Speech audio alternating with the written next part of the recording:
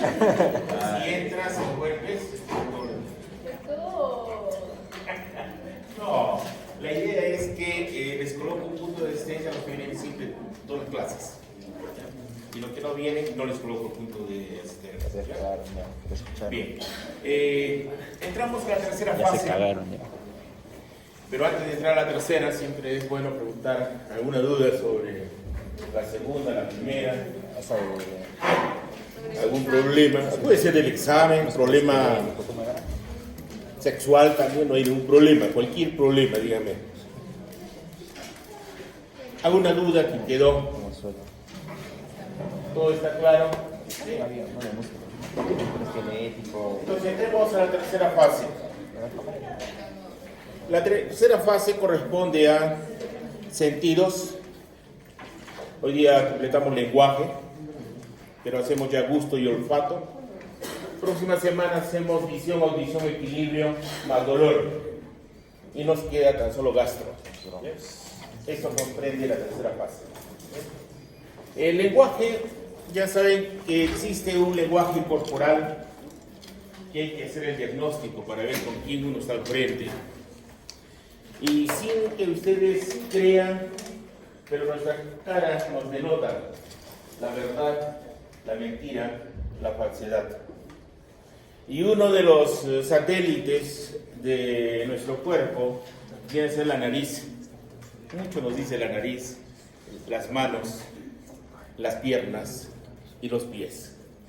Si uno entiende a su interlocutor cómo está parado, sentado, si se agarra la boca, se agarra el pelo, se muerde los labios, se chupa el dedo, muchas cosas nos dice.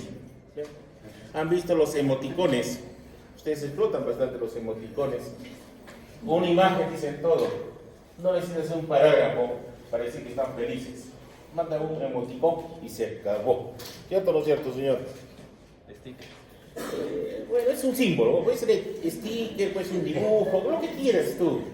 Puedes dibujar en el baño, aunque sea un preservativo, ya te dice algo. ¿Ya? Eso es un ícono.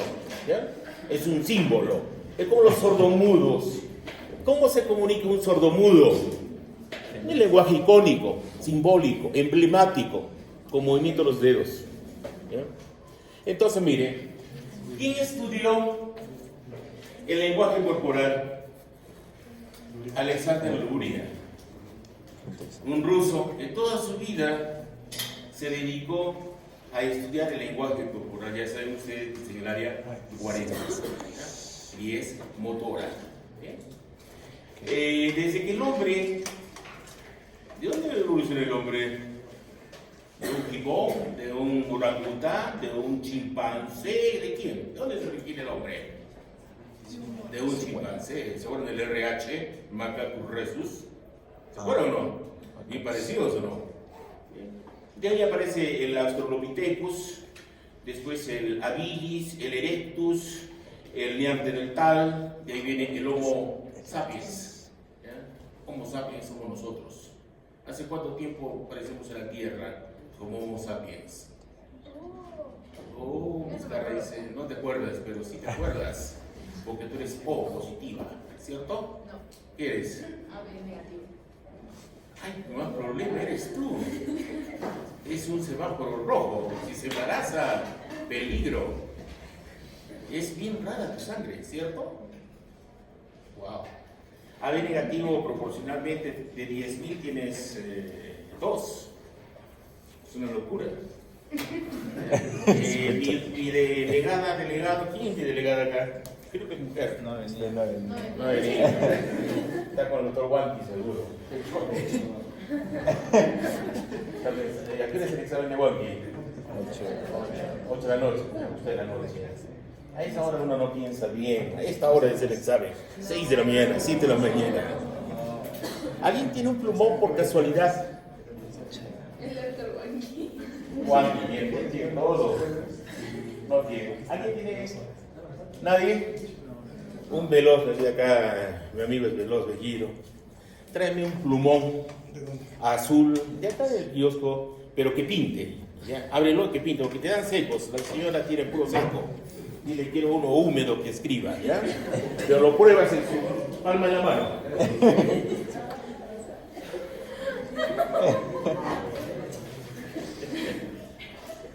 Se ríe la señorita Vizcarra. Es que no. ¿Por qué? La dueña de la librería es abuela. ¿Cómo sabes que es abuela? ¿Es abuelita? Ah, es tu abuelita. No, Bruno. Ah, de verdad. Ah, no sabía esa verdad. No sabía. Pero hay 3 kioscos ahí abajo. O hay 2. Hay una señorita, la del lado izquierdo hay una señorita con un muchachito. La de acá hay 3 señoras, pero no sé. Sí, Una de ellas. la de señora. Y lo mando ahí. Bueno. ¿Verdad que en enfermedad te cree que se le toca Bruno? Ah, ¿de ahí viene Bruno? ¿Librería Bruno? Ah, caramba, no sabía. Bueno, es casualidad. Lo esperamos mientras. ¿Algo que quieran hablar? Inmunología. Inmuno es tan bonito. ¿Qué parte de inmuno les toca? ¿Qué todo? ¿Qué es todo? Pues, Interferones, inmunidad celular, inmunidad tumoral. interferones están en lo que corresponde interleucinas. También. ¿No? Pero hay un mundo de interleucinas ahora, cada vez se van describiendo más. Se comenzó con 6, después fueron 12, ahora yo creo que son como 100, creo, a más. Bueno, esa es una comunicación celular, ¿no es cierto? De tipo paracrino. ¿Quién produce las interleucinas? Se produce la primera línea de defensa, la segunda línea de defensa. ¿No? ¿Quién la primera línea de defensa? Monocitos macrófagos. Segunda línea de defensa, los polimorfonucleares. Ahora, ¿quién es más importante para la respuesta inmunológica? ¿Los CD4 o las dendríticas? Ustedes ya conocen eso. Las dendríticas. Los CD4 responden a las dendríticas.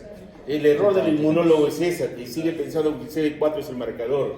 Menos de 600 es inmunosupresión. SIDA, mentira. Las dendríticas son las que son. ¿Qué son las dendríticas? Las APC. ¿Qué viene a ser? Gracias, Bruno. APC, ¿qué viene a ser? La célula presentadora de antígeno profesional. La principal, ¿quién? La dendrítica.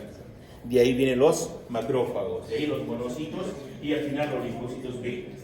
Es un cuento que no me interesa ahora. Pero bueno, miren. Nosotros, cuando teníamos esta etapa de la filogenia, que viene a ser la evolución, ¿cómo nos comunicábamos aquí? Había lenguaje escrito, había wifi, WhatsApp, no había nada, tan solo era un lenguaje corporal. Y Luria estudió toda su vida y vio que era así, que lo que es verbal tan solo es 7%.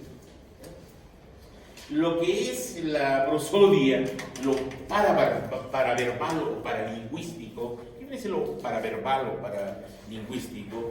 Es como la persona habla. Si uno habla en forma monótona, de baja frecuencia y baja amplitud, ¿cansa o no cansa? Cansa. Pero ¿qué pasa si nosotros subimos, bajamos, modulamos, hacemos silencios, hacemos pausas? Como que jalamos la atención del alumno. ¿Bien? Ahora, ¿qué pasa si el profesor agarra y le da la espalda? ¿No? Tiene buen terrier, pero no motiva nada. No motiva nada. La idea es que uno que va a ser el locutor frente a un interlocutor, ¿qué tiene que hacer? Fijar la vista. ¿Sí? Tratar de hipnotizarlos a los alumnos. No me interesa ver el zapato de 6 metros. No sé si 6. No me interesa. Pero lo que me interesa sí es su atención. Todo empieza con la atención. Pero para ello tengo que explotar ¿qué? Lo paraverbal. Si sumo 7 de 38 son 45, me queda 55. Y viene a hacer esto, lo corpóreo. Cómo gesticulo, cómo los miro, cómo muevo los brazos, las manos, los pies. Los pies son como orientación. Si está frente a un interlocutor, frente Y si yo me paro así, frontal, estoy en neutro. Pero si hago así, y la gente está ahí, por ejemplo, hago esta operación, ¿no? Hago así, yo quiero escapar de la señorita, porque me está acosando sexualmente. Pero si yo agarro y pongo esta pierna así, boca tendida, quiero algo con ella. ¿Me dejo entender? Entonces, mucho tiene que ver con la posición de los pies y la posición de las manos también. Por ejemplo, el señor está así, se está rascando el ángulo interno ahí no quiere escroto, señor. Entonces, ¿qué está haciendo él? Está colocando una barrera. ¿Ya? Me está diciendo, no me interesa lo que usted está hablando. Pero si él coloca sus manos, las pone así, en recepción, ¿visto los curas no hacen así. Los curas hacen así. Vengan a mí. Y el cura no hace así. Sería un cura loco. Entonces, el manejo de las manos es sumamente importante. En lo que es, por ejemplo, empatía, la disposición del cuerpo es sumamente importante. Vean la pupila de la persona, la que va a recepcionar su estímulo. Vean la pupila. Si la pupila se hace miótica, esa persona es falsa, a la misma luz. Esa es antipatía, furia, envidia, cólera. Pero si se le hace midriática y su ojito se hace expresivo, el ojo midriático es un ojo expresivo y bonito. Y explotan los hijos eso. Cuando lloran, se hace midriático el ojo. Y ya saben que es la midriasis, ¿no es cierto? Dilatación de la pupila. ¿Por contracción o relajación? ¿Contracción de quién? Del radial. Eso no deben olvidarse porque van a la clínica y dicen dilatación. ¿De qué dilatación? Del esfínter. No tiene nada que ver. El esfínter es miosis. Y hay una integración ahí entre el radial y el circular o esfinteriano. ¿Bien? Entonces, miren, para el humano es básico el lenguaje corporal, y más aún para el médico. ¿Cuántos locos van a ir a su consulta? Usted tiene que diagnosticar la locura antes de que se sienta. Entonces, parte de esto, miren, este mimo, el rostro o la cara es un teatro lleno de acto, es cierto. ¿Cuántos músculos tenemos en la cara? Muchos, ¿no? Y cuando dan un beso, ¿cuántos músculos articulan? Depende, ¿no? El entrante y el saliente. Pero mínimo para expresar son 17 músculos que manejan para establecer una sensación al interlocutor. ¿Bien? Veamos acá. Entonces, la comunicación que ya les he explicado en la fase anterior, o es oral o es escrito. Entonces, ya ustedes saben que hay una área que nos reconoce lo escrito, es de IRINE. Pero para que yo pueda descodificar, por decir, ahí ya no sé qué colocaba, no me acuerdo, a ver, les hablaba de YouTube, creo. YouTube. ¿Qué significa YouTube? Tu canal, tu tubo, tu canal, tu comunicación, ese es YouTube. El youtuber ya es un loco, ese hace su club, su grupo bueno, por afinidad, van a la misma línea, qué sé yo. Pero mi cerebro tiene que diferenciar esto, YouTube. Pero ¿qué pasa si yo lo junto y yo coloco YouTube? Así. ¿Qué pasa? Porque no tengo pausa. Es como decir, les digo, ya, la midriasis, acá, ¿ya? La midriasis es inervado, así, por el sistema nervioso simpático. Ya está. Entonces, para leer estoy viendo una pausa. Esta pausa es importante. Y esa pausa no lo reconocen los disléxicos. Entonces, si yo coloco aquí la midriasis, ya no coloco la separación, la midriasis, y es como que cambia el código. Igual punto acá, ese. La midriasis. ¿Qué diría nuestro cerebro con ese término? No existe. Para el español no existe eso. Entonces, eso es lo que ocurre cuando yo escucho. Cuando yo escucho algo, yo tengo que separar. Y al cerebro le cuesta separar. Lo escrito lo tengo separado. Pero lo que escucho se me confunde, se junta todo. Y el cerebro tiene que tener la capacidad para hacer esas pausas, esas separaciones. Pues ya ustedes conocen que lo que entra por la vista, ¿dónde va? Primero va al área occipital, acá. En el área occipital hay 12 áreas que las vamos a ver la próxima semana. Porque nosotros podemos reconocer objetos pequeños, grandes, podemos ver a colores, podemos ver a profundidad, podemos ver en movimiento, podemos ver en oscuridad, la escotópica, podemos ver cuando hay luz, la fotópica, pero son 12 áreas. Entonces, todo lo que ingresa a través del ojo llega, ¿dónde? Al área visual occipital.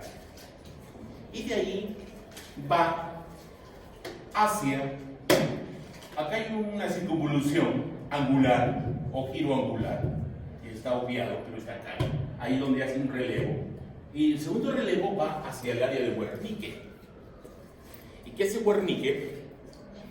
Descodifica y dice mesa, cama, capa, etc. Una vez que lo descodifica, hay una comunicación por el fascículo arqueado. Son axones rápidos, con mucha mielinización, y va hacia el área de Broca. Y Broca lo que hace en respuesta a Wernicke, lo articula.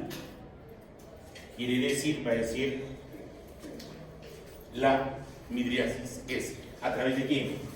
Del área premotora, va a hablar. Por eso es cuando hay lesión en el área de Broca que se produce afasia motora. ¿Qué significa afasia? A, sin, fascia, lenguaje. En cambio, si tengo lesión acá, en Wernicke, es afasia interpretativa o sensorial. Pero puede haber una lesión en el fascículo arqueado acá. Entonces, es afasia de comunicación. Entonces, no está comunicado Wernicke con Broca. Entonces, cuando uno habla de disartrias, ¿dónde es el problema? ¿En Wernicke o es en Broca? Cuando hablamos dislalias, ¿no? Cuando eran niñitos ustedes de 4 o 5 años, en vez de decir 3, decía 3. En vez de decir maíz, decía may. Son dislalias. Y hay otros que tienen discalculias, no manejan la matemática. Pero no significa que el problema de la escritura y el lenguaje que no sean inteligentes. Son inteligentes, pero tienen otra forma visoespacial para poder representar su inteligencia. Ahora, la comunicación a través de lo hablado es diferente. Y hay más problemas todavía. ¿Por qué razón? Entra el sonido, ¿a dónde? Al área auditiva temporal, 41 y 42 de Broca. Y no me dice nada. Y hay un patrón tonotópico acá, entre voces agudas, crónicas y medias. ¿Y ahí a dónde va? Hacia el área de Wernicke, para decodificar el sonido. Porque es un fonema, lo otro eran grafemas. Entonces, una vez que he decodificado, ¿a dónde voy? Al ciclo arqueado, Broca, y digo mesa, digo cama, qué sé yo. ¿Estamos de acuerdo? Eso es lo que nosotros manejamos en lo que corresponde oral y escrito. Pero existe el no verbal. El no verbal es el cinésico. ¿Qué es el cinésico? Cinésica. Básicamente es el rostro. El movimiento de los brazos, de las piernas. Todo está enfocado en lo que es uno. El uno es un todo. Diagnostiquen si dice la verdad o la mentira. Cuando ustedes salen a exponer un seminario, el alumno que gane dice, la mujer frecuentemente hace esto, entonces está nerviosa y no conoce el tema. El hombre que hace se agarra la nariz, se agarra la oreja, se agarra el escroto. No, está loco, no sabe. Pero el alumno que agarra y enfrenta a sus compañeros y comienza a hablarles, ese es el que sabe. ¿Bien? No es el que voltea y lee. Es fácil detectar eso. ¿Bien? Y frecuentemente lo que hago en el seminario, saco los 5 componentes y veo el más nervioso, es al que tú defines, tú haces. ¿Se acuerdan o no? En el seminario de Fisiología 1. Y coincidía o no coincidía, siempre coincide. Porque lo que estoy haciendo es un análisis no verbal, estoy haciendo lenguaje corporal. Pero el alumno puede hacer para este siguiente seminario, hacerse el que conoce, pero también me doy cuenta cuando está imitando y conoce. Es fácil detectar eso. Es fácil. Sería bueno que exploten esto. Me gustaría hablar mucho sobre esto, pero los tiempos y espacios no lo permiten. Pero hay cursos en internet para diagnosticar lenguaje corpóreo. Hay muchos cursos. Entonces, la proxémica es importante también. Proxémica viene de proximidad. No, imagínense que el doctor Wanty lo va a tener acá 10 centímetros, cuerpo a cuerpo, pecho a pecho. No coincide. Primero que no es mi tipo. ¿No? Entonces, ¿quién va a tener una proxémica? Llamémosles lo que dice acá. Bueno, ¿qué les digo? A ver acá. Íntima. Caramba. ¿Dónde está? Acá está, íntimo. ¿Quién lo va a tener? Íntimo. Distancia de 10 centímetros a 50. Tu pareja, tu padre, tu madre. Y tú, bueno, tus hermanos, a veces con tus hermanos te ronqueas, ¿no? Pero frecuentemente tu padre y tu madre. Y el entrante o saliente. Nunca vas a tener al doctor Vázquez pecho a pecho. O lo tendrías tú pecho a pecho. No es tu tipo, ¿no es cierto? No, muy bajito. ¿No? Pero tenemos también el personal, compañero, el que va de 50 centímetros a 1,5 metros. Y uno tiene que tener su lecho. Ese es su espacio vital. Uno no puede permitir que el compañero venga y lo abrace. Pues, yo nunca me gusta que me agarren. Yo de chiquito nadie me agarra. Y ustedes iguales. Yo decido cuándo. ¿Me puedo entender? Ustedes igual tienen que decidir. Pues. Mis caras se ríen porque ya se está imaginando. Es que hay amigos, compañeros míos pegajosos. Y esos pegajosos se confunden porque al final son mañosos. ¿Me dejo entender o no? Yo veo, pues cuando veo caminar por el pasadizo, este es mañoso, él no es buen amigo. Se cuelga de la mochila de la señorita, la hace caer, la tumba al piso, no sé qué hacer. Nunca. El social ya es de 1.5 metros a 3 metros, eso dicen los libros por si acaso. Y el público de 3 metros a más, depende del auditorio. Entonces siempre uno tiene que tener su espacio vital. Nadie debe entrar acá, salvo que ustedes lo quieran permitir. ¿Y cuál es la distancia? 10 a 50 centímetros.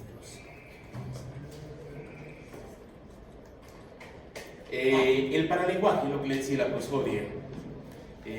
Por ejemplo, hay personas que comunican bien a través del habla, pero es manejar el diafragma. El diafragma ya han visto que es un tipo músculo de bóveda que lo inerva el nervio frénico, y cuando uno inspira, baja el diafragma y se forma un aumento del diámetro superior e inferior. Esa es la función del diafragma. Pero si ustedes cuando hablan contraen diafragma, se hace como una caja de resonancia. No depende de cuerdas vocales, sino básicamente el manejo del diafragma.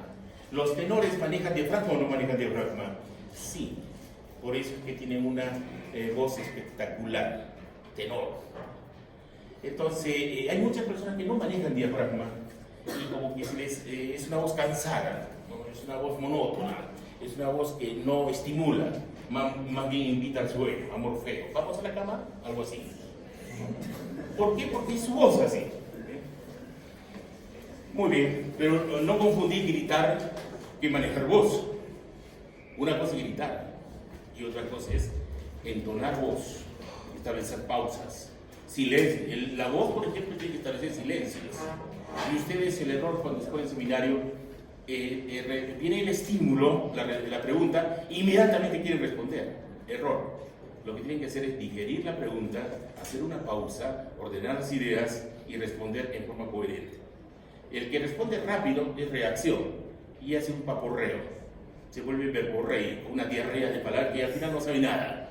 Pero si ustedes ordenan el mensaje, lo decodifican y lo articulan en forma correcta, mientras menos hablen es mejor. Mientras más hablan, peor. ¿Bien? Es como cuando el papá no va a la casa a la hora que debe ir y viene y se confunde, no articula bien y sale pues toda la mentira. ¿Me dejo entender? Para eso hay que disimular. Ustedes hombres disimulen, ordenen, decodifiquen y hablen pausadito, tranquilo y no pasa nada. No pasa nada. De manera, para que tengan éxito con el casamiento. Simbólico. Lo simbólico son los emblemas. Los sordomudos utilizan emblemas, íconos. Y acá están pues, los emoticones, ¿no? El decir así está bien, el decir acá ya vas a morir, y ahí ustedes saben qué va a hacer, ya saben todo ustedes. Son más de especialistas. El esquema de comunicación, como les decía, el que va a hablar tiene que codificar y el que va a recibir tiene que descodificar. Se supone que deben hablar el mismo idioma. Si no hay el mismo idioma, no hay transmisión del mensaje. Imagínense colocan un ruso acá y ustedes, ¿de qué pueden hablar? Lo único que pueden hablar es de sexo, corporalmente, pero verbalmente nada. ¿Ya? ¿Por qué? Porque no manejan los mismos códigos. ¿Ya? ¿Qué más aquí? El ruido puede contaminar. ¿Se acuerdan cuando hacemos clases y está haciendo la poda del pasto? El ruido contamina. O si una señorita en examen está dando examen y una señorita que está ovulando comienza a hablar, llama la atención. Bruno quiere ir, porque es un mensaje, ¿no? Primitivo. Le está diciendo, come in, estoy aquí ovulando. Y cuando la mujer ovula, su voz cambia. La voz de la mujer se le hace más aguda. Y cuando la mujer entra a la lutea proputacional, cambia la voz. Es bonito eso, detectar eso es espectacular, pero detéctenlo, detéctenlo. Ya les hablé esto. Este es bonito. ¿Por qué razón es bonito? Creo que esa cortina, la mía es la, a ver, está refractando. Ya saben que la luz se absorbe, se transmite y se refracta. Para poder ver bien qué necesito, la oscuridad, para discriminar. Si yo refracto, no veo. ¿Bien? Simple. Entonces, miren, aquí tengo 7 imágenes, 7 rostros, 7 teatros, 17 músculos que están trabajando acá. Entonces, cada uno nos dice algo. A ver, ¿qué nos dice el uno? ¿Cómo lo ven ahí? Aparecen sus patitas de gallo, gallinazo, sus ojos como que los párpados quieren hacerse unos chinitos y el mentón va hacia abajo. ¿Qué dicen ustedes? ¿Qué es el uno? Felicidad. Felicidad. Pero mucho depende de la nariz. Miren esta nariz, ¿eh? Y esta, 2. ¿Qué dirían ustedes en 2? Desprecio. ¿Ah? Desprecio. No se desprecia el uno. ¿Ah? El uno no se desprecia. ¿Pero? El uno no se desprecia. No. Mirándose. El 1 me desprecia. ¿Cómo está mirando Paula o Bruno? A ver, el 2, ¿qué sería? Desprecio. Y el 3, Asco. el 4, Desaparece. No sé. Va a botar su lado. el 5, Asado. Enojo. ya, enojo, el 6, Miedo. muy bien, el 7, Miedo. miedo, reorganice nuevamente, el 4, Tristeza. a ver, 4. Tristeza. 4. Desprecio, porque el tristeza es entonces. claro, es desprecio, porque ven cómo el mentón lo lleva hacia un lado, ese, Sí. el 3 ya saben que es, el 2, que había conflicto, Te lo permite la salud. ¿es desprecio también? No sé. Tristeza. ¿Qué es el 2? Tristeza. Tristeza. Es tristeza. Entonces, La codificación debería ser 1, felicidad, ahí no hay problema. 2, tristeza. ¿Por qué me doy cuenta que está triste este? Por los ojos caídos. Ojos caídos. Las cejas, ¿cómo están? Pobladas. Caídas. El mentón hacia abajo. El 3, asco. Viene a la nariz. ¿Se le arruga la nariz? No. Sí. Ahí las patitas de gallo y abre la boca. El 4 es desprecio. El 5, ira, cólera. Se arruga la nariz, ¿ves? Y las fosas nasales se amplían. Miren esta nariz con esta nariz. Ahí ponen la cara de cólera, Bruno. Ya ves, es esta. El 6, Sorpresa. sorpresa. El 7, miedo, temor. Olviden eso. Entonces, miren, manejar esto es importante para saber con quién están hablando. Porque al final uno puede imitar, pero hay otros rasgos que sobresalen para establecer realmente cómo está la persona, la interlocutora. Este es bonito. Cuando la mujer cruza las piernas así, puede ser hombre también, o moderno por si acaso, hace un nudo, es prepotencia. Este es un cuadro de timidez. Cruza la pierna, pero también está rechazando a lo que habla el interlocutor. Como que se cierra. Ya no hable más porque me estoy amargando. Inseguridad. O cuando se sientan con las piernas así, es un estado neutro en el cual están tratando de asimilar lo que uno está hablando. O cuando cruzan la pierna, es una señal de que hay ropa tendida. Si es que, Explíquese. imagínate, cruza la pierna derecha. Ya, a ver, señorita. Crúzala arriba, no arriba, a eso. ¿Su pie a dónde está dirigiendo? Me está dirigiéndome a mí. Entonces, quiere decir, lo he hecho a propósito. Esa señal me está indicando que hay algo, hay interés. Cruza la otra pierna. Hay un desinterés porque está apuntando la puerta y me está diciendo, ¿cuándo te vas? Vete de una vez. ¿Debes entender? Y si la mujer, esto lo maneja espectacularmente la mujer, ¿qué hace cuando está con la pierna cruzada mirando a uno y comienza a mover el pie en redondo así? O hace este movimiento. Eso es Wi-Fi, lógico. Está diciendo, apúrate, estoy aquí. Se puede ir el internet. Eso es una señal sexual. ¿Ya? Es una señal sexual. O que la mujer, por ejemplo, muerda los labios. ¿Qué significa que muerda los labios? ¿Ah? Y lo mira a la persona. ¿Qué es eso? Otra señal, ¿ya?, de sexualidad. Que le dice, Cami, estoy aquí presente. Entonces, hay muchas cosas que tienen que ir atendiendo. Y todo es lenguaje corporal. Ya les expliqué esto. La prosodia también les he explicado, es la paralingüística, es decir, cómo hablo, mi acento, la entonación, las pausas, los silencios. Eso es sumamente importante para poder llamar la atención a los interlocutores, porque si mi voz es igual, monótona, con la misma frecuencia, la misma amplitud, no pasa absolutamente nada. Y todo está en la entonación. Cuando uno entona mal, se confunde. El que es interlocutor a veces dice, ¿qué te digo hablar? ¿No? Entonces, ahí es una discomunicación. La idea es articular para que ustedes puedan procesar el mensaje auditivo, que viene a ser el ecoico, el estímulo ecoico. Lo que se ve es icónico, ¿se acuerdan? Todo entraba por lo sensorial. Muy bien.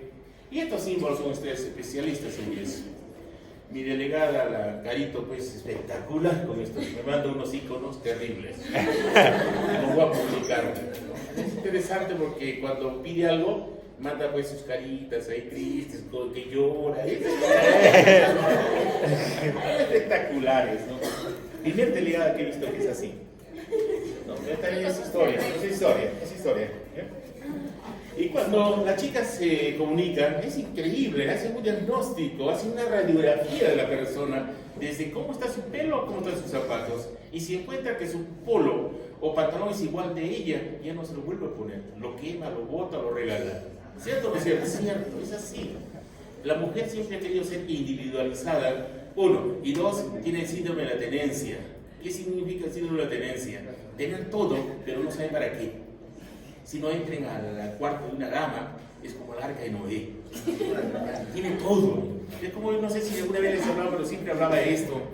Vean a su papá o a su mamá cuando entran a un supermercado.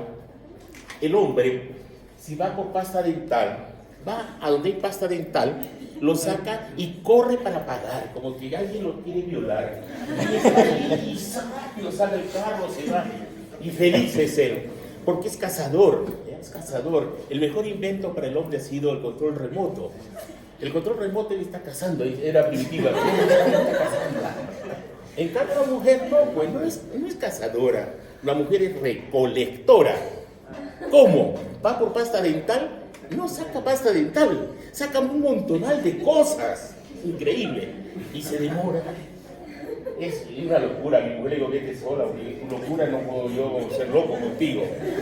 Tu espacio no es mi espacio. Entonces, haz lo que quieras, ¿no? Porque ahí viene el conflicto. La mente, el cerebro de una persona, de un hombre, es totalmente distinto al de una mujer. La mujer es recolectora, el hombre es cazador. Si no ven a su mamá está viendo televisión, está ahí, y está durmiendo, está ahí. ¿Lo va a cambiar? No, estoy viendo. No, está cazando, pues. Pero está recolectando. En cambio al hombre, al papá, escóndanle, cuando le des el permiso, escóndanle el control remoto. Es como violarlo al viejo. No encuentra el control remoto, él se desespera. Jueguen con él. Esa es fisiología. Jueguenlo. Entonces van a ver que él se va a desesperar y va a ir a comprar otra cosa. O si no tiene repuesto. Es bonito, es parte de él. Aquí, dos hombres, ¿no? Parecen acá mongolitos los dos. Es la verdad, el hombre como hombre así articula. Pero hombre y mujer es otra cosa. Es otra cosa. La mujer hace un diagnóstico. Bueno, es algo real lo que están viendo. Pero la mujer mucho se fija en las manos del hombre y en los zapatos. Es algo innato eso, porque en las manos del hombre se establece cómo es el hombre, si es cuidadoso o no es cuidadoso, tiene un orden o tiene un desorden en su cerebro, en las manos y en los zapatos. Entonces todo hombre tiene que andar con manos limpias, más o menos si van a ser médicos, y zapatos limpios siempre, porque eso les indica cuán formados están. Muy bien, antes de entrar al reflejo, dígame alguna pregunta. Hay muchas cosas que hablar, pero me demoraría demasiado, eso no saldría. ¿Alguna duda o alguna inquietud que tuviera sobre el lenguaje corporal? Por favor, para el canal. Doctor, Dime. ¿el seminario va a ser la última semana? Sí, la última, probable de noviembre, probable, sino la primera de diciembre. Bien, no era. Entramos al arco reflejo. El arco reflejo, ¿no? El pH tiene el pH. Ah, no, acá hay alguien, un buen docente que deja su humor. Bien, Bueno. Muy bien, miren. El arco reflejo tiene 5 componentes. El receptor, la vía sensorial o aferente, la que lleva, el centro integrador, que pueden ser niveles, puede ser segmentario, medular, puede ser talámico, segundo nivel, y puede ser cortical, tercer nivel o tercer orden. Así funciona. Y el cuarto componente es la vía eferente, las motoneuronas, y el quinto elemento viene a ser el efector, que puede ser músculo o una glándula. ¿Ya? En este caso, como reflejo, vamos a trabajar con músculos. ¿Ya? Entonces tenemos el arco reflejo y tenemos dos leyes acá que deben emplear. Uno es la ley de Bell-Magendie. No, Esa me suena. esa por Y otra atrás. viene a ser la ley de Sherrington. Sale por adelante. Esa no es. Entonces, manejando leyes, uno maneja la fisiología.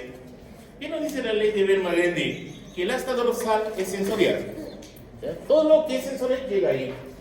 Y todo lo que es motor es por el asta anterior o ventral. ¿Bien? De tal manera que siempre la integración es por la dorsal, por acá ingresa. ¿Y qué va a ingresar a través de ello? Una señal a través de una neurona sensitiva. ¿Ya? ¿Qué recepciona acá la neurona sensitiva? El cambio de longitud. ¿Ya? Cambio de longitud.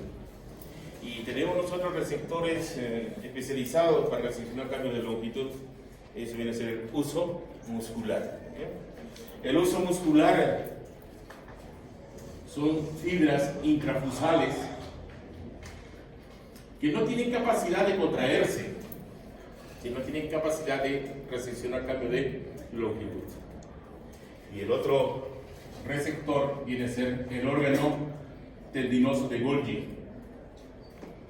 El órgano tendinoso de Golgi se encuentra en los tendones. ¿Y qué recepciona? Cambio de tensión, cambio de longitud y cambio de tensión. Cuando hacen ustedes una percusión en el tendón rotuliano acá, lo que están haciendo es estirar el uso muscular. Al estirar el uso muscular, va a desencadenar una respuesta, cual es que hay un cambio en la longitud del uso y se integra por el asta dorsal. Y hay dos sinapsis acá, dos sinapsis. Una que es estimuladora, potencial posináptico excitador, y este potencial posináptico inhibidor. De tal manera que el decir que hay reflejos monosinápticos es incorrecto. No son mono es uno. Pero recuerden que por la inervación recíproca yo tengo dos músculos, uno extensor y otro flexor. Así funciona. Entonces, si yo estimulo el extensor, entonces en el extensor tengo el excitador. En cambio, en el flexor tengo el inhibidor. De tal manera que hay ahí una inervación recíproca. Por ejemplo, en el reflejo bicipital hago percusión acá, en el tendón del bíceps. Entonces lo que tengo respuesta es aquí. Pero ¿qué pasa con el tríceps? Se inhibe. No puedo tener doble respuesta. Bíceps y tríceps. No se anularía. Eso nos dice la inervación recíproca de Sherrington. Entonces, olvídense eso de monosináptico, aunque los libros siguen diciendo monosináptico. Aquí yo estoy viendo claramente que son dos potenciales, ¿ya?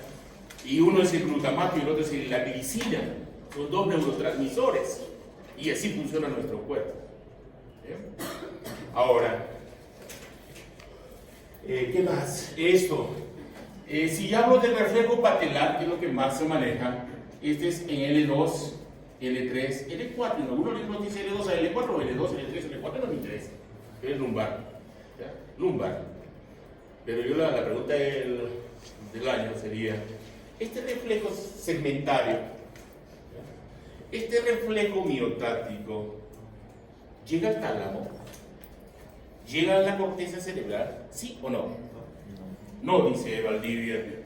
¿Qué dice la señorita Escalante? Que no, dos. Bruno. Sí. Sí, muy bien. De Martini. No, 3-1. Quien gana es Bruno. Gracias. Porque es más grande. Es más grande. Y han debido hacerlo en prácticas esto. Miren.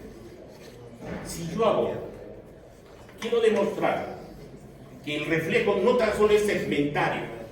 Por ejemplo, hago el bicipital, C5, C6. ¿Ya? C5, C6. O hago el trimasteriano. Es bonito, es espectacular. Yo así lo grababa y lo colgaba en YouTube. Hay imágenes de trimasteriano acá en la Católica. Por puntos, todo era punto, ya. 5 puntos. Fabuloso, sin swing, así nomás. Es espectacular eso. Entonces, mire, para evidenciar que llega a la corteza cerebral, estos reflejos, lo que hacía era una maniobra que se llama maniobra de Jendrassy. ¿Han hecho la maniobra de Jendrassy? Está en la guía de práctica del puesto. ¿Han hecho o no han hecho? Imagínense frente a un reflejo patelar, se desplaza la pierna hasta aquí, hasta aquí, digo 2 puntuaciones. Voy al otro miembro, 2 puntuaciones. Aparentemente normal. Si está bolido hay problema en el circuito, puede ser receptor, aferente, integración, eferente o músculo puede ser. Y si está exaltado o es pendular y en clonus, han visto que hay personas que le hacen reflejo y se pone la pierna así.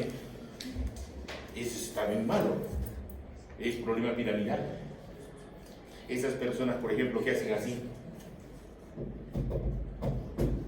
y siguen haciendo y hacen con sus uñas, qué terrible. Esas personas son ansiosas, esas personas uno puede dormir con ellas y uno morir en el intento, porque son conductas anormales. Y ven a un restaurante y hacen esta locura. Es una locura. Yo corro de esas personas. Y de esas personas que hacen esto, están así, moviendo así, también son peligrosas. Sin estimular, no estimular nada, pero siguen haciendo así. Peligro. Me corro, yo agarro mi carro y vuelo, porque veo peligro. Entonces, Jendrassy es una maniobra cortical que hay que hacer esta operación. Si hago esta operación, ¿dónde se integra esta operación? ¿Es en el tálamo, en la médula o en la corteza cerebral? Corteza cerebral, homúnculo somatosensorial. ¿Ya? ¿Se acuerdan? El prerolándico es motor, el porrolándico sensorial. Lo que estoy haciendo así es una maniobra cortical. Lo que estoy haciendo es distraer la corteza cerebral. Voy a distraerla. Entonces, ¿qué sucede con mi respuesta? Si era 2, ya no va a ser 2, va a ser 5. ¿Por qué razón? Le he quitado el control de quién? De la corteza. Es importantísimo. Yo, ¿qué hacía? El alumno le decía, ya, vas a hacerme la tabla del 2. 2 por 1 hasta el 10. Entonces, por 1, 2, 2 por 2, 4, 2 por 2, y yo agarraba, ¡pim!, la pierna hasta arriba. O le sé cantar, ya, arroz con leche, canta arroz y esperaba. Porque esa actividad de cantar, o hacer la tabla del 2 o del 3, ¿es cortical o no es cortical? Es cortical. Entonces, ¿tiene control los reflejos segmentarios a nivel de la corteza? Sí. ¿Ya? Sí. Vamos. Este es el uso muscular. Yo me imagino que lo han visto en histología. Saco nuclear, cadena nuclear, vía aferente y eferente. Eso lo han visto. El uso de Golgi aquí en el tendón, regular la tensión. Y esto es bonito. Imagínense ustedes, ven a su mamá y está en la cocina. Van a la cocina, ¿no? Saben que en la casa hay una estructura, ¿no? Un ambiente que se llama cocina. Sí. Y la mamá está friendo, son espectaculares en los eventos ahí. Y agarra la mano derecha, izquierda, agarra la sartén, porque es diestra, y salta el aceite a la mano derecha. Entonces lo que hace ella es retirarse aquí, y lo que tenía en esta mano, bueno, ¿cierto o no cierto? Pues cuando van a la playa ustedes están caminando ahí descalzos y pisan con el pie derecho un objeto soportado en vidrio. ¿Qué hacen ustedes? Inmediatamente automático hacen, flexionan el contralateral y flexionan el que recibe el estímulo. Ese se llama reflejo de retirada. Lo que ven acá. Si este loco agarra una tachuela, ¿no? Entonces inmediatamente una respuesta. ¿Cuál es? Flexión, extensión. Pero se puede irradiar a los otros miembros, ¿no? Si yo tengo la lesión acá, flexiono, el otro extiende, y este ¿qué pasa? Este flexiona, este extiende, y este que extiende, este flexiona. Es un espectáculo. Eso se llama irradiación del estímulo por reclutamiento neuronal. Ese es un espectáculo. Lo hacía con el sapito, con el señor de Harvard, la patita derecha. Y todo se articulaba. Donde había una flexión, otra había extensión, otra había extensión, y otra flexión. Se llama reacción cruzada. Bueno, Entonces, miren, cuando hay un estímulo nocivo, siempre uno retira, flexiona. Pero siempre si raya el otro miembro, entonces si uno flexiona, el otro extiende. La respuesta normal es 2, abolido, ya les he explicado esto. Esta es la maniobra de Yendrassi. ¿Para qué? Para distraer la corteza cerebral, para que solo sea segmentario. ¿Por qué? Porque siempre hay un control, siempre hay una neurona de primer orden, de segundo orden, tercer orden. Y la respuesta es igual, primer orden, segundo orden, tercer orden. Reflejos. Este es el patelar. Este básicamente se integra en donde L2, L3, L4. Este C5, C6. Este tricipital C6, C7. Este S1, S2. Este plantar. El plantar básicamente se integra en S1, S2. Normalmente hay una dorsiflexión. Si no, hagan ustedes, no es necesario hacer el del plantar. Hagan el del palmar. Hagan esta operación, miren, así con su lapicerito y van a ver una flexión. ¿Ya? O hagan esto. Hago una extensión del índice, miren acá, y se dobla el pulgar. Ese se llama el reflejo de Hutman. ¿Ya? Hutman. Ah. Verdura. ¿Ya? Hutman. Y el último es el espectacular este. ¿Ven? Lo único que hago en el muslo, en la cara anterior de cualquiera de los dos, hago bajo así con el martillo de reflejos. Ipsilateralmente se suspende el testículo. Ipsilateral, porque contralateral sería el otro testículo, este nomás. Ipsilateral por acortamiento del cremaster. ¿Para qué se hace esa respuesta? Es para los niños que tienen problemas de criptorquidia, ¿ya? O tienen mielomenicocelia, quiere decir no desarrollo del tubo neural, ¿ya? O tienen espina bífida. Entonces se valora el cremasterial. Miren ustedes, ¿alguien voluntario? No necesito martillo de reflejo, ¿sabes? 5 puntos. ¿Valdivia? No, ¿y qué problema es como tus hermanos? Ellos van a ver más testículos todavía, más grandes o más pequeños también. Es fácil, bonito es. Logo, lapicero. Tengo este lapicero me hace, funciona bonito. Es bonito. Bueno. Párense. Párense un minuto para seguir.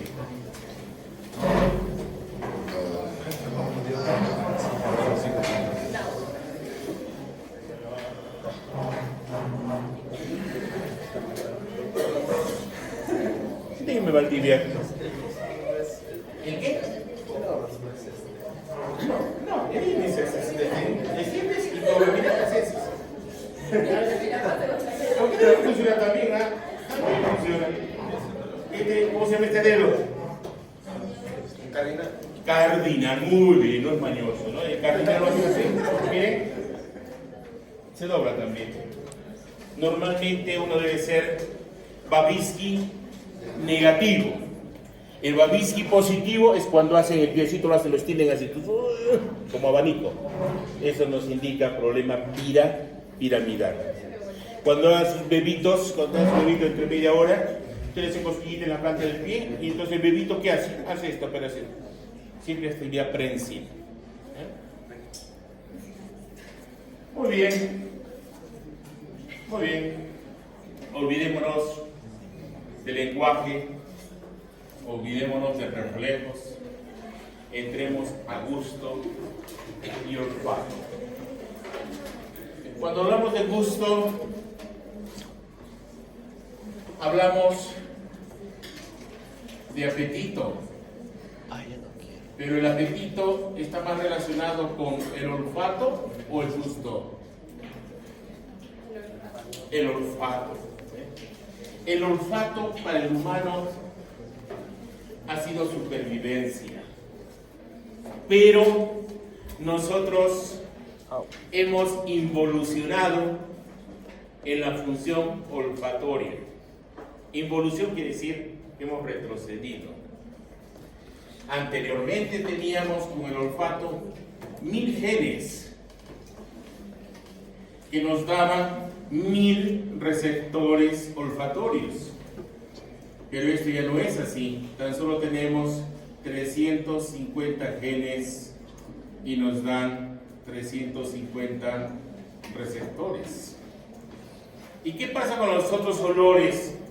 Olores son los odorantes, y los odorantes son volátiles. ¿Y de dónde vienen esos odorantes? Del ambiente.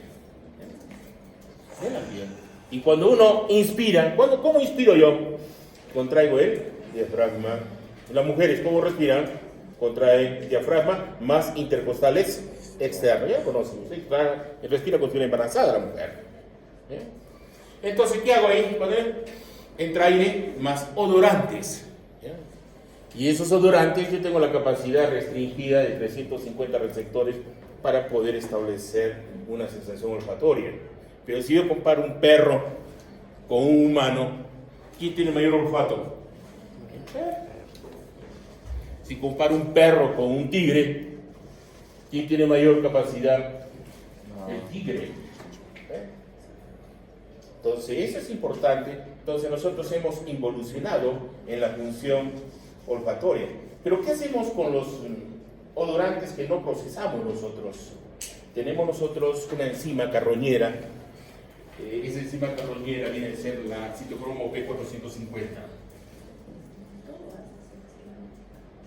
¿Quién lo produce esta enzima carroñera?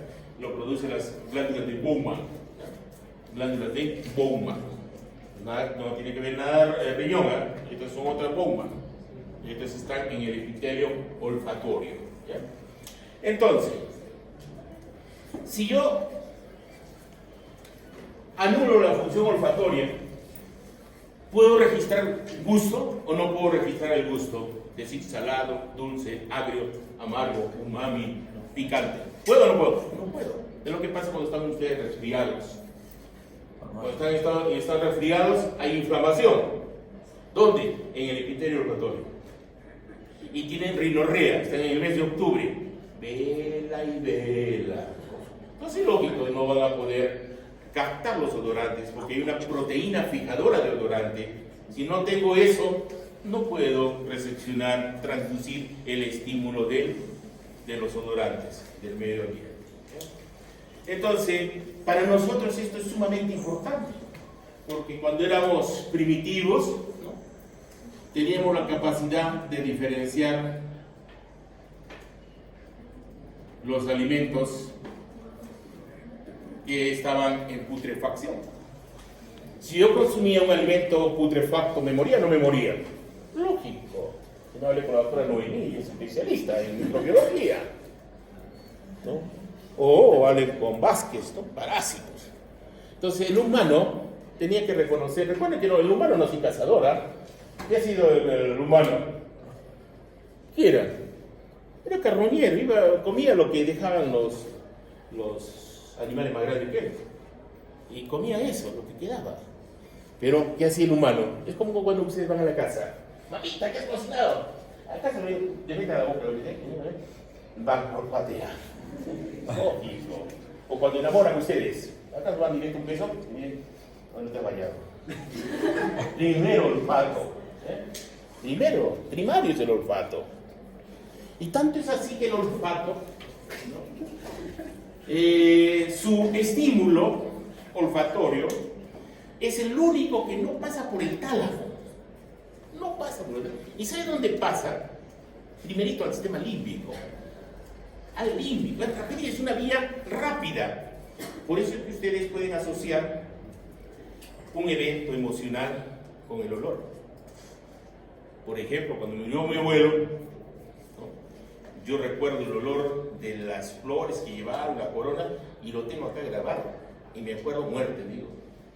Y lo asocio todavía con una canción de ABBA que era Chiquitita. Me acuerdo, Chiquitita, muerte de mi abuelo.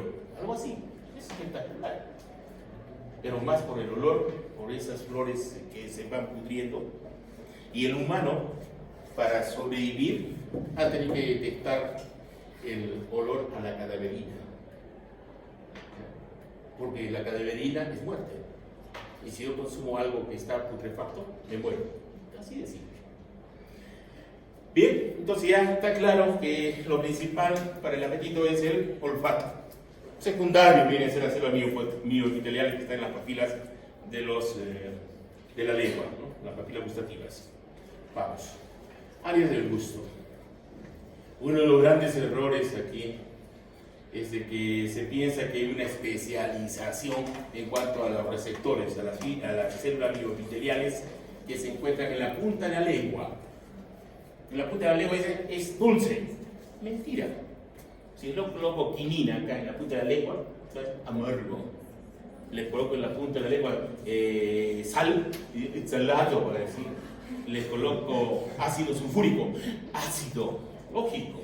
Les meto ahí rocoto en la punta, infierno en la lengua, aumento la temperatura y dolor. ¿Ve? Entonces, no es, pues sí, entiendan esta imagen. En una papila gustativa, ¿qué tenemos? Todas las células mioepiteliales que responden a las sustancias químicas: dulce, salado, agrio, amargo, picante, dolor, temperatura, tacto, porque es importante diferenciar la estructura de lo que me llevo a la boca. No es lo mismo colocarse una lenteja que un garbanzo. O lo pueden diferenciar o no lo pueden diferenciar. Sí lo pueden diferenciar. O pueden diferenciar que están en la playa y dicen arena y sabe a salado. Ya pueden diferenciarlo. Entonces, nosotros no tan solo respondemos a sensaciones químicas acá, respondemos a dolor, no sensación. Respondemos a temperatura. Colocan mentol, ¿sí? Frío la lengua. El hash mentolitis les provoca una sensación de frío. Les provoca acá, tacto, ¿sí? Temperatura y tacto. Todo depende de umbrales de estímulo. Umbral. El umbral de la punta de la lengua tiene un menor umbral para el dulce. Menor umbral. Pero si yo le coloco ácido en la punta, va a responder. Simple, va a responder. Entonces no hay una topografía, es decir, la punta es dulce, el lateral es salado, el ácido es el lateral posterior y la base amargo. Mentira. Mentira. Todo depende de umbrales de estímulo. Y tenemos nosotros las papilas. Hay 4 tipos de papilas. Las papilas filiformes, las fungiformes, las labiadas y las caliciformes. Las filiformes responden a tacto, dolor, temperatura. Las fungiformes, dulce, salado, umami. ¿Qué es el umami? En japonés significa sabroso. ¿Ya? Sabrosito. El aridulce. El glutamato. Entonces, ¿qué es lo que sucede acá? Que las fungiformes están dulce, salado y umami. Las labiales y las caliciformes están relacionadas a amargo, ácido, picante. ¿Ya? Picante, que es otra función nueva. Antes se pensaba que eran 4: dulce, salado, amargo, agrio. Después apareció el umami, el agridulce. Después apareció el picante, que es otra función. Si yo le coloco rocoto, capsaicina, picante, pero me aumentó la temperatura de la lengua y me duele. Veamos entonces ahora cómo se transduce. Eso es importante, la transducción. La transducción se da por lo siguiente. Cada 15 días, cada 2 semanas, nosotros reemplazamos nuestras células de las papilas gustativas. Y cuando vamos envejeciendo, ya comenzamos a confundirlas. Tenemos disgesia. Es propio del envejecimiento. Y los viejitos más aún confunden los viejitos. Se vuelven locos. Salado, dulce y meten más de todo. Por eso el viejito siempre tiene su alcusa. La alcusa tiene su pimienta, su salsita, su vinagre y su aceitito. No transducen como uno cuando son jóvenes ustedes. Viejitos, inclusive en la función olfatoria, olfato. Los médicos del siglo XV, XVI, ¿cómo podían determinar que era uno loco, esquizofrénico o tenía enfermedades neurodegenerativas? lo único que hacía es colocaba olores. Le colocaba mentol, alcanfor, madera y así, con varios olores. Y por el éxito, dice, este está sano, este quiere ser bueno. Fácil, porque nuestras células olfatorias son bipolares, son neuronas bipolares. ¿Y cada cuánto tiempo se reemplazan? Cada mes, cada 30 días. Si yo tengo una enfermedad neurodegenerativa y ya no reemplazo, ¿voy a confundir o no voy a confundir? Voy a tener disosmia, ¿ya? Disosmia, hiposmia. Bueno, entonces, ¿cada cuánto tiempo la célula mioepitelial de la muestra gustativa se cambia?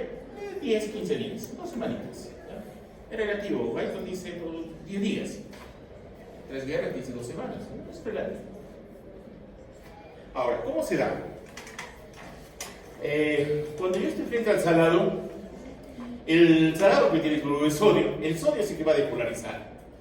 Pero ¿cómo? Tengo un canal de sodio que se llama, que es dependiente de amiloride, se llama, amiloride. Ingresa el sodio y como el sodio es un catión, la célula esta se despolariza y se aperturan otros canales que son dependientes de voltaje, estos, de sodio y calcio. Ingresa el sodio, se despolariza más. Ingresa el calcio, activa el SNARE. ¿Se acuerdan del SNARE? Ya ustedes saben la sinactotamina, la sinactobrevina, la sinactoficina, el SNAT25, la proteína. Eso ya lo conocen ustedes. Entonces, ¿qué provoca?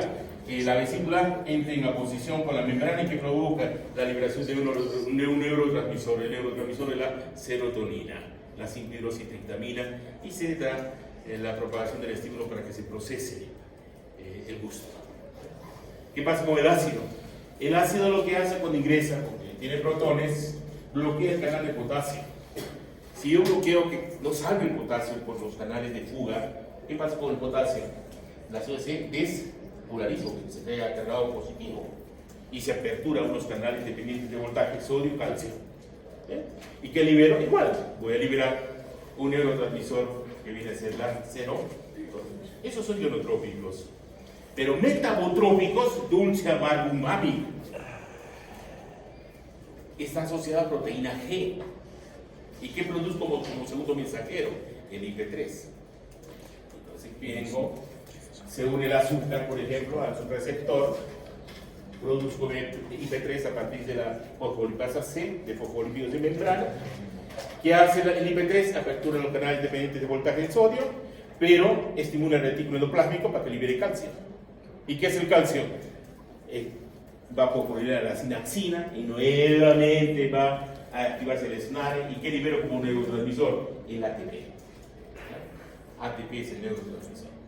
Y este ATP va a establecer la vía aferente de la transducción del gusto. ¿Cómo se integra? Ya ustedes saben que existen 2 nervios principales. Este es el facial, este es el glosofaringio. El facial inerva 2/3 partes de la lengua, todo esto. 2/3 partes de la lengua. Esas 2/3 partes lo inerva a través de la rama de la cuerda del tímpano, o ramo de la cuerda del tímpano. Y lo lleva a donde, en primer orden, hacia el tallo cerebral, tronco encefálico, justo en el tracto solitario, bulbo raquídeo. Decusa y se inerva a segundo orden al tálamo ventromedial, ¿ya? Segundo orden. Y tercer orden se irradia a la corteza gustativa. ¿Y dónde está la corteza gustativa? En la ínsula de la cisura de Silvio, región 43 de Brockman. La otra vía viene a ser el glosofaringio del ramo lingual, los lleva hacia el tracto solitario, hacia el tálamo ventromedial y a la corteza gustativa de Brockman, que viene a ser el área 43. Tenemos el vago, ¿cierto? El vago, pero en este caso la función gustativa está dado por la epiglotis fundamentalmente y por la faringe. Esto es muy significativo. Los dos sí, facial y glosofaringe. Eso es lo importante. Bien, pasamos al olfato. El olfato, miren, ya les he indicado, hemos perdido la capacidad olfatoria nosotros. se establecen, en algunos libros van a tener que es 7 olores, odorantes primarios, pero hay 10 ahí, en algunos libros hablan de 10, de tal manera que el humano tiene la capacidad de reconocer estos 10, pero hay mezcla de odorantes y nos da un estímulo por línea marcada. ¿Qué significa línea marcada? Línea marcada es como, por ejemplo, si yo pierdo la mano derecha, yo tengo representación cortical de la mano derecha, ese es el órgano taza. Igual aquí, si yo veo, por ejemplo, miren, acá, hamburguesa con lasaña, los dos no huelen igual, huelen diferente. Coloco aquí ¿qué les digo? Una matasquita con un ceviche, son totalmente distintos, pero hay líneas marcadas. Y nosotros mantenemos estas líneas marcadas a través de los 350 genes que nos van a dar 350 receptores. Y por ejemplo, para la lasaña, imagínense, voy a estimular el 12, el 15 y el 20. Listo, y me va a dar lasaña. Hamburguesa, voy a estimular el 8, el 9 y el 15. Y voy a decir hamburguesa. Esa se llama la línea marcada. Pero ¿qué pasa con los odorantes que ya no puedo rescatarlos? Tengo mi enzima que los elimina. ¿Cuál es mi enzima? La citocromo B450. Regresamos. Entonces, en nuestro epitelio olfatorio, ¿ya?, que está reducido, ¿ya?, 5 a 10 centímetros cuadrados, que tiene una coloración amarilla, y es amarilla porque tiene lipofucsina. Ya ustedes saben que la lipofucsina es un marcador de envejecimiento, ¿conocen eso? Y está constituido, ¿de qué está constituido el epitelio olfatorio? Mis células olfatorias. ¿Qué son las células olfatorias? Son neuronas y son bipolares, ¿ya? Y yo tengo aquí mis dendritas que están en un moco, y ese moco, ¿quién lo produce? La glándula de Bowman. Y ese moco es importante, ¿para qué? Para atrapar los odorantes. ¿Qué más me produce la glándula de Bowman? Me produce la OVP. ¿Y la OVP? Es la proteína fijadora de odorante. ¿Qué más me produce la glándula de Bowman? Me produce inmunoglobulina A. ¿Para qué la inmunoglobulina A? Defensa. ¿Ya? Defensa. Por ejemplo, en secreción gástrica tengo inmunoglobulina A, en vagina, inmunoglobulina A, en todo tengo, todo es defensa. Ya saben que la M, ¿qué viene a ser? La innata. La G, la adquirida. La E, alergias. Y la D es la que como es básicamente el mecanismo que establece la unión del antígeno y el anticuerpo, no tiene una función definida. Eso lo tiene clarísimo. ¿Bien? Entonces, miren, aparte de las células bipolares olfatorias, mi glándula de Bowman, tengo unas células sustentaculares, unas células que me dan soporte, unas células que me dan metabolismo. Entonces, esa es la estructura de mi epitelio olfatorio. Pero tengo unas células que son sumamente importantes para reemplazar cada 30 días este epitelio en forma tónica. Estas células, que son las basales. Las basales son células madre, que me dan las células sustentaculares y me van a dar las células bipolares y va a construir la glándula de Bowman. ¿Bien? ¿Qué más podríamos hablar de esto? A ver, más adelante ya. Acá el mecanismo. ¿Dónde yo proceso los odorantes? Los odorantes los voy a procesar aquí. ¿Ven estas dendritas acá de las células olfatorias? ¿Las ven? Están embebidas de qué? De moco. ¿Ya? Están embebidas de moco. Y el moco viene a ser un secuestrador de odorante. Cuando yo respiro ahora, o traigo el diafragma, entraron 305 olores, ¿ya?, de todo tipo. Estoy discriminando, ¿ya? Entonces, aquí, miren, este epitelio de las dendritas es este. Este es el epitelio de las dendritas, de las células olfatorias. Entonces, tengo mi odorante, que es volátil, es químico. ¿Quién lo va a atrapar? Una proteína fijadora de odorante. ¿Quién producía esa proteína fijadora de odorante? La glándula de Bowman. ¿Y para qué lo atrapa el odorante? Para presentarlo a su receptor. Este es un receptor. Y este receptor se le llama GOL. ¿Ya? Para hacer referencia a qué? Al receptor G olfatorio, o se llama GOL. ¿Ya? Y es como la proteína G. Tiene 3 subunidades, la alfa, la beta y la gamma. Cuando une el odorante a ese receptor que es específico y tiene vía específica, va a estimular lo siguiente, que se active, ¿no?, la hilatociclasa por actividad de la subunidad alfa. Y esta hilatociclasa hidroliza al ATP y me da AMP cíclico. El AMP cíclico es un segundo mensajero que va a aperturar un canal de sodio-calcio y apertura un canal de cloro.